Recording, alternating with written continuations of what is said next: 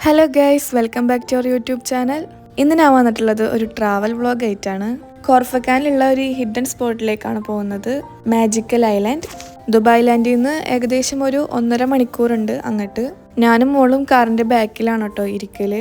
കാറിന്റെ ഫ്രണ്ടിൽ മോളായിട്ട് ഇരുന്നാൽ ഫൈന് കിട്ടും, അതുകൊണ്ട് ബാക്കിലാണ് ഇരിക്കല്. പിന്നെ കാർ സീറ്റ് വാങ്ങിച്ചിട്ടൊന്നും കാര്യമില്ല, സ്ട്രോളറിൽ തന്നെ ഇരിക്കണില്ല, പിന്നെ അതിൽ പ്രത്യേകിച്ച് ഇരിക്കില്ല. നല്ല ചെറുപ്പത്തിലേ ഇരുന്ന് പഠിപ്പിക്കുകയായിരുന്നെങ്കിൽ അവൾ അതിലിരുന്നായിരുന്നു. ഞങ്ങൾ UAEക്ക് വരുന്നത് ഇവൾക്കൊരു 8-9 മാസമുള്ളപ്പോഴാണ്. ആ ടൈമിലായിരുന്നു സ്ട്രോളർ വാങ്ങിച്ചിരുന്നത്. അതിലൊക്കെ ഫസ്റ്റിലൊക്കെ ഇരുന്നിരുന്നു, പിന്നെ അവൾക്ക് തീരെ ഇരിക്കാണ്ടായി. അതറിയണ കാരണം കാർ സീറ്റും വാങ്ങിച്ചില്ല. അങ്ങനെ കുറച്ചു നേരമൊക്കെ ഒന്ന് അവള് കളിച്ചിട്ട് പിന്നെ അവൾ ഉറക്കായി. ഞങ്ങളൊരു 3:30-3:45 ആകുമ്പോഴാണ് ഇറങ്ങിയത്. 7 മണിക്കാണ് കോർഫക്കാനിൽ എത്താൻ വേണ്ടി പറഞ്ഞിട്ടുണ്ടായിരുന്നത്. അവിടുന്ന് ക്രൂയിസ് അല്ലെങ്കിൽ സ്പീഡ് ബോട്ട് ഉണ്ടാവും ആ ഐലൻഡിലേക്ക് എത്താൻ. അതുകൊണ്ട് ലേറ്റ് ആവാതിരിക്കാൻ വേണ്ടിയിട്ട് നേരത്തോടെ തന്നെ ഇറങ്ങി. പുറത്ത് കൂടുതലായിട്ടും മലകളായിരുന്നു. എനിക്കിങ്ങനെ ലോങ് ഡ്രൈവ് ഒക്കെ പോകാൻ ഭയങ്കര ഇഷ്ടമാണ്. കല്യാണത്തിന് മുന്നൊന്നും അങ്ങനെ പോയിരുന്നില്ല, വല്ല ഫാമിലി ടൂർ അങ്ങനെയൊക്കെ.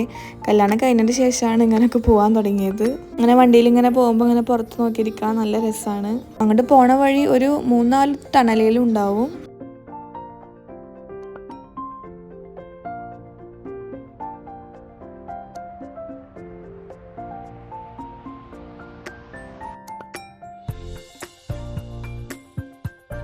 അങ്ങനെ ഞങ്ങൾ ആ സ്ഥലത്ത് എത്തി. 3:45 ഇറങ്ങിയിട്ട് കറക്റ്റ് ഒരു 6 മണി 6:05 ആകുമ്പോൾ ഞങ്ങൾ അങ്ങോട്ട് എത്തിയിട്ടുണ്ടായിരുന്നു. മോള് വണ്ടിയിൽ കയറിയപ്പോൾ ഇറങ്ങിയതാണ്, പിന്നെ എണീക്കണത് ആ എത്തണ സമയത്തായിരുന്നു. അങ്ങനെ എന്തെങ്കിലും ലേറ്റ് ആയിട്ടൊന്ന് കഴിക്കാമെന്ന് വിചാരിച്ചിട്ട് അവിടെ ഒരു കഫേയിൽ കയറി. വാഷ്റൂമിലൊക്കെ ഒന്ന് പോവാനായിരുന്നു. ആ കഫേ എന്ന് പറയുന്നത് ഒരു പ്രത്യേകതരം ഭംഗിയായിരുന്നു കേട്ടോ കാണാൻ. കുറേ ചെടികളും സീറ്റിംഗ് അറേഞ്ച്മെന്റ് ഒക്കെ പുറത്തായിരുന്നു. അപ്പോൾ അവിടെ ഇരിക്കാൻ തന്നെ ഒരു പ്രത്യേകതരം സുഖമായിരുന്നു. പിന്നെ ബീച്ച് സൈഡും ആണ്. മോള് പിന്നെ അവിടെ എത്തിയപ്പോൾ തന്നെ ഓടിക്കളിക്കാൻ വേണ്ടി തുടങ്ങി.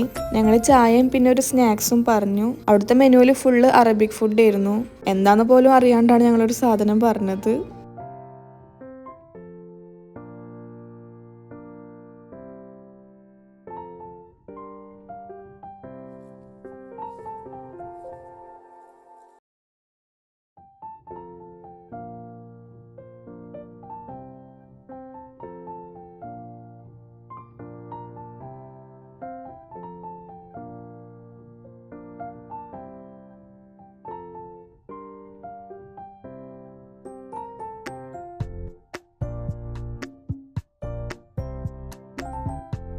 അങ്ങനെ കുറച്ച് കഴിയുമ്പോഴത്തേനും ഞങ്ങൾ ഫുഡ് എത്തി. അതൊക്കെ കഴിച്ചിട്ട് ഞങ്ങൾ അവിടെ നിന്ന് ഇറങ്ങി. 7 മണി ടൈമിലാണ് ക്രൂയിസ് വരാമെന്ന് പറഞ്ഞിട്ടുണ്ടായിരുന്നത്. 7 മണി ആയിട്ടും അത് കാണാണ്ടായില്ല. അങ്ങനെ അവർക്ക് വിളിച്ചപ്പോൾ അവര് അവിടെ വെയിറ്റ് ചെയ്യാൻ വേണ്ടി പറഞ്ഞു. രാത്രിക്കത്തെ ഡിന്നർ അവിടെ ക്രൂയിസിലുണ്ട്, എന്തെങ്കിലും സ്നാക്സ് ഒക്കെ വേണമെന്നുണ്ടെങ്കിൽ വാങ്ങിച്ചോളാൻ വേണ്ടി പറഞ്ഞു. അങ്ങനെ ഞങ്ങൾ സ്നാക്സ് ഒക്കെ വാങ്ങാൻ വേണ്ടി പോയി. അതൊക്കെ വാങ്ങി വന്നു. അപ്പോൾ തന്നെ ഞങ്ങളെ ക്രൂയിസ് എത്തി. ഏകദേശം ഒരു 8 മണി ടൈം ആയിക്കാണ് വരുമ്പോൾ. സ്നാക്സ് ഒക്കെ വാങ്ങാൻ വേണ്ടി പോയപ്പോൾ കുറച്ച് ടോയ്സും വാങ്ങിച്ചു, കാരണം അവളൊന്ന് ഒതുങ്ങിയിരിക്കാൻ വേണ്ടിയിട്ട്. ടോയ്സൊക്കെ വാങ്ങിച്ചപ്പോൾ ആളെ കോൺസെൻട്രേഷൻ ഫുൾ അതിമലായി. അങ്ങനെ കുറച്ച് നേരമൊക്കെ ഒന്ന് ഒതുങ്ങിയിരുന്നു.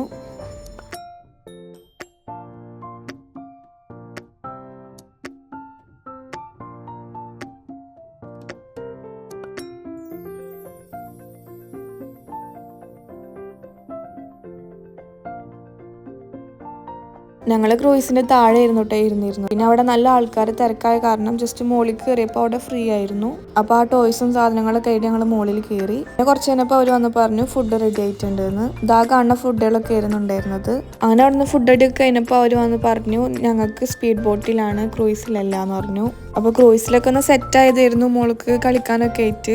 പക്ഷെ അവർ പറഞ്ഞു മോളൊക്കെ ആയിട്ട് പോണതല്ലേ, സ്പീഡ് ബോട്ട് ആവുമ്പോൾ ഒരു 10-20 മിനിറ്റ് ആകുമ്പോഴത്തേന് എത്തും, ക്രൂയിസ് ആവുമ്പോൾ ഇത്തിരി ടൈം എടുക്കുന്നു. അപ്പോൾ ഞങ്ങൾ ഓക്കെ പറഞ്ഞു, സ്പീഡ് ബോട്ടിൽ പോവാന്ന് പറഞ്ഞു.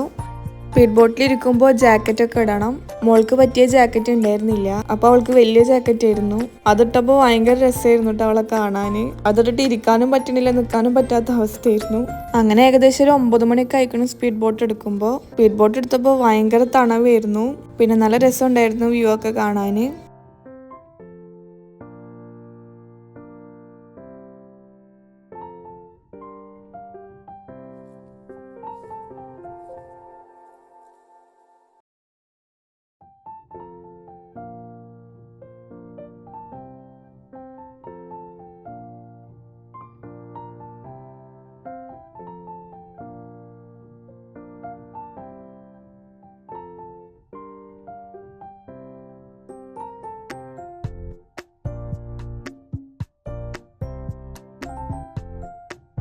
അങ്ങനെ ഏകദേശം ഒരു 15 മിനിറ്റ് ഒക്കെ ആകുമ്പോഴത്തേക്കും ഞങ്ങൾ അങ്ങോട്ട് എത്തി.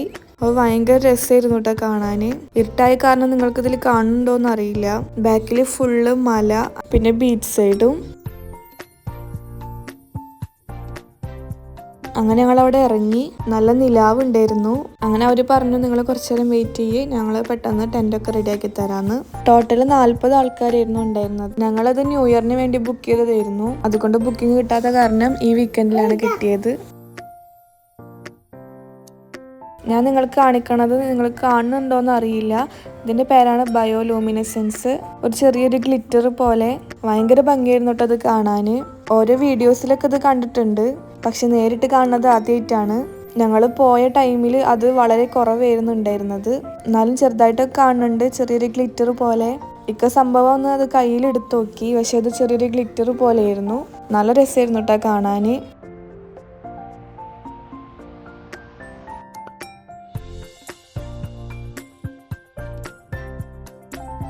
അങ്ങനെ അവിടുത്തെ ഭംഗിയൊക്കെ ഒന്ന് ആസ്വദിച്ച് വരുമ്പോഴത്തേനും അവർ ടെൻ്റൊക്കെ റെഡിയാക്കിയിട്ടുണ്ടായിരുന്നു. മോൾക്ക് ബീച്ച് എന്നൊക്കെ പറഞ്ഞാൽ ഭയങ്കര ഇഷ്ടമാണ്. അതായത് വെള്ളം, കല്ല്, മണ്ണ് അതൊക്കെ ഭയങ്കര ഇഷ്ടമാണ്.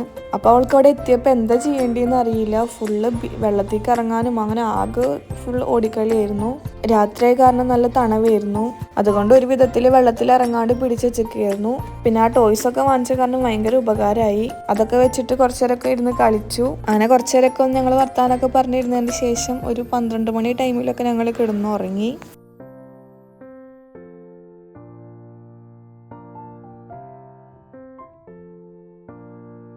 രാവിലത്തെ വ്യൂ എന്ന് പറയുന്നത് ഒരു രക്ഷയില്ലാത്ത വ്യൂ ആയിരുന്നു. ഒരു 6:30-6:45 ടൈമിലാണ് എണീച്ചത്. എണീക്കുമ്പോൾ തന്നെയുള്ള വ്യൂ ആണ് കേട്ടോ ഇത്. സൂര്യനെ കുതിച്ച് വരണേ ഉണ്ടായിരുന്നുള്ളൂ.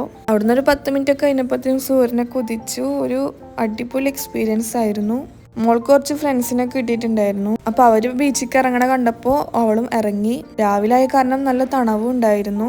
അവള് വെള്ളത്തേക്ക് ഇറങ്ങിയപ്പോൾ പിന്നെ അവിടുന്ന് എടുത്തപ്പോൾ ഭയങ്കര കിടന്ന് വിറക്കാൻ വേണ്ടി തുടങ്ങി. അങ്ങനെ അവളെ ഡ്രസ്സൊക്കെ മാറ്റി കൊടുത്തു. പക്ഷെ എന്നിട്ടും അങ്ങോട്ട് ഇറങ്ങാൻ തന്നെയാണ് പറയണത്. അങ്ങനെ അവിടുന്ന് കുറച്ച് കഴിയുമ്പോഴത്തേനും ബ്രേക്ക്ഫാസ്റ്റ് റെഡിയായി. ലൈറ്റ് ആയിട്ടുള്ള ബ്രേക്ക്ഫാസ്റ്റ് ആയിരുന്നു. പഴം, ആപ്പിള്, ചായ, ബിസ്ക്കറ്റ് അങ്ങനത്തെ. അതൊക്കെ കഴിച്ച് വരുമ്പോഴത്തേനും ഞങ്ങൾ വെള്ളത്തിലേക്ക് ഇറങ്ങി.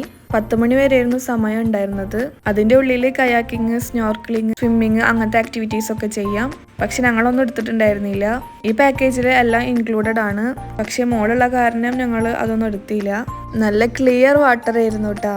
നല്ല രസമായിരുന്നു കാണാൻ.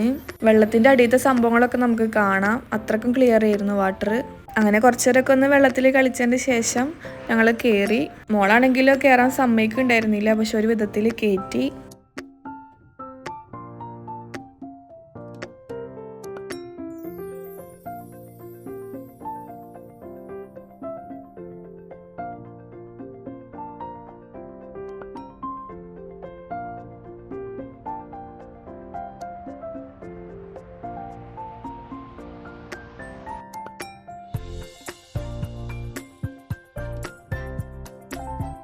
അങ്ങനെ ഏകദേശം 9:30 ആകുമ്പോഴത്തേനും ഞങ്ങൾ റെഡിയായി. ഡ്രസ്സൊക്കെ മാറി റെഡിയായി. ബാഗൊക്കെ പാക്ക് ചെയ്ത് സെറ്റായി.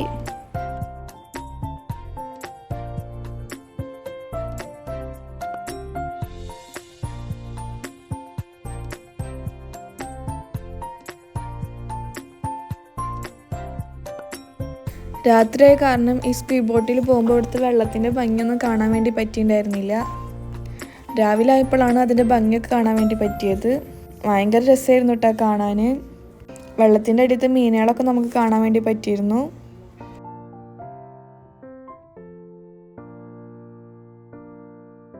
മോൾക്ക് കുറച്ച് ഫ്രണ്ട്സിനൊക്കെ കിട്ടിയിട്ടുണ്ടായിരുന്നു. അവരായിട്ട് നല്ല സെറ്റ് ആയിരുന്നു. ആ കുട്ടികളെ കാരണം സ്പീഡ് ബോട്ടിൽ ഒതുങ്ങിയിരുന്നു.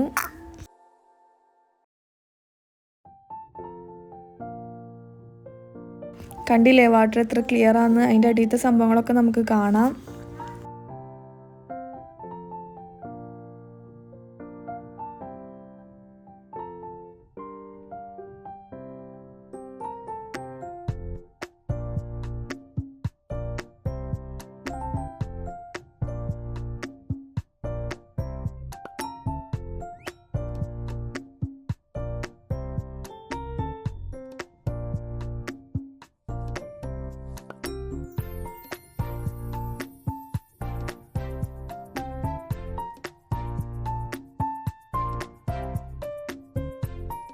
അങ്ങനെ ഞങ്ങൾ പോർട്ടിലെത്തി. ഫോണിൽ തീരെ ചാർജ് ഉണ്ടായിരുന്നില്ല. ഉള്ള ചാർജൊക്കെ വെച്ചിട്ടാണ് ഞാൻ ഇത്രക്കൊക്കെ ഷൂട്ട് ചെയ്തത്. അങ്ങനെ ഞങ്ങൾ വണ്ടിയിലൊക്കെ കയറി പോണ വഴിയിലുള്ള ഒരു വാട്ടർഫോൾസ് ആണ് കേട്ടോ ഇത്.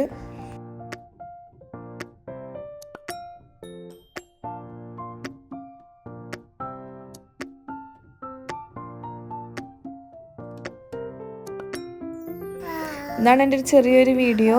എല്ലാവർക്കും ഇഷ്ടമായെന്ന് വിചാരിക്കുന്നു. എല്ലാവരും ഒന്ന് സബ്സ്ക്രൈബ് ചെയ്ത് സപ്പോർട്ട് ചെയ്യണം. അപ്പോൾ അടുത്ത വീഡിയോ ആയിട്ടും കാണാം. ബൈ.